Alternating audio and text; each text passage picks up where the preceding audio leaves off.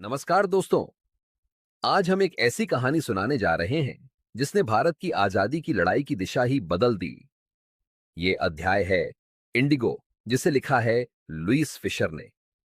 शुरुआत में ये बस एक साधारण सी घटना लग सकती है, लेकिन असल में ये एक शांत क्रांति की कहानी है जो सच्चाई, इंसाफ और एक इंसान की हिम्मत से शुरू हुई। और वो थे पूज्य महात्मा गांधी।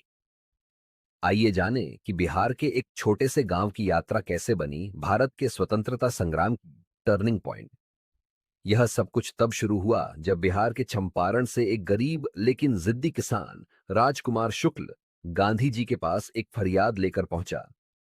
चंपारण के किसानों को अंग्रेज जमींदार जबरन अपनी जमीन के 15 हिस्से पर नील इंडिगो की खेती करने पर मजबूर कर रहे थे और फिर उसे अपनी तय की हुई कीमतों पर बेचने को कहते थे, यानी साफ शोषण, अन्याय।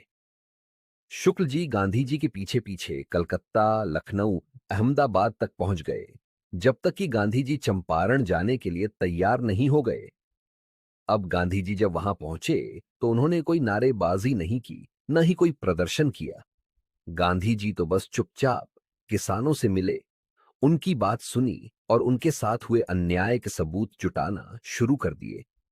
लेकिन ये बात अंग्रेज अधिकारियों को खटक गई। उन्होंने गांधी जी को कहा, इस जिले से तुरंत चले जाओ। और यहीं से कहानी ने एक अलग मोड़ लिया। गांधी जी ने साफ मना कर दिया। उन्होंने शांतिपूर्ण, अहिंसक लेकिन डटकर सविनय अवज्ञा चुना। गांधी जी को कोर्ट में पेश होने का आदेश मिला। और फिर जब वो दिन आया तो एक चमत्कार हुआ। हजारों किसान चुपचाप कोर्ट के बाहर इकट्ठा हो गए। ना कोई नारे, ना हंगामा, बस एक शांत लेकिन ताकतवर मौजूदगी। अंग्रेज हैरान रह गए। गांधी जी की खामोश हिम्मत ने आम लोगों को एकता और साहस देना शुरू कर दिया था। कुछ ही समय में केस वापस ले लिया गया। इसके बाद गांधी जी और कुछ वकील, जैसे कि डॉकैन राजेंद्र प्रसाद, ने किसानों की शिकायतों की जांच शुरू की। आखिरकार एक समझौता हुआ। जमींदारों को 25% पैसा वापस करना पड़ा जो उन्होंने गरीब किसानों से लिया था। शुरुआत में यह बहुत बड़ी जीत नहीं लगी, लेकिन गांधी जी के लिए यह प्रतिशत मायने नहीं रखता था। असल जीत यह थी कि किसानों ने डर और दबाव को तोड़कर आवाज उठाई थी। ये डर जो सदियों से उनके अंदर था, वो टूट गया था। गांधी जी यही नहीं रुके। उन्होंने वहीं रहकर स्कूल खुलवाए, साफ सफाई पर जोर दिया और लोगों को आत्मनिर्भर बनाना सिखाया। उनके लिए आजादी सिर्फ राजनीतिक नहीं थी। गांधी जी आत्मसम्मान, शिक्षा और समाज की बेहतरी को आजादी मानते थे। चंपारण सिर्फ नील की खेती का मामला नहीं था। ये लोगों को अपने हक के लिए खड़े होना सिखाने वाली कहानी थी।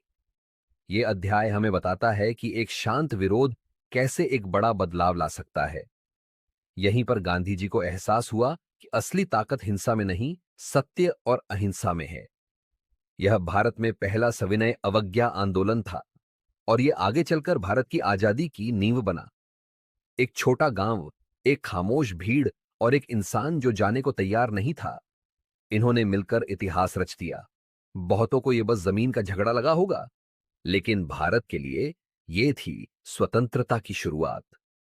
अगर ये कहानी आपको प्रेरणा देती है तो वीडियो को लाइक करें, चैनल को सब्सक्राइब करें और इस तरह की और कहानियों के लिए हमारे साथ जुड़े रहें। शुक्रिया।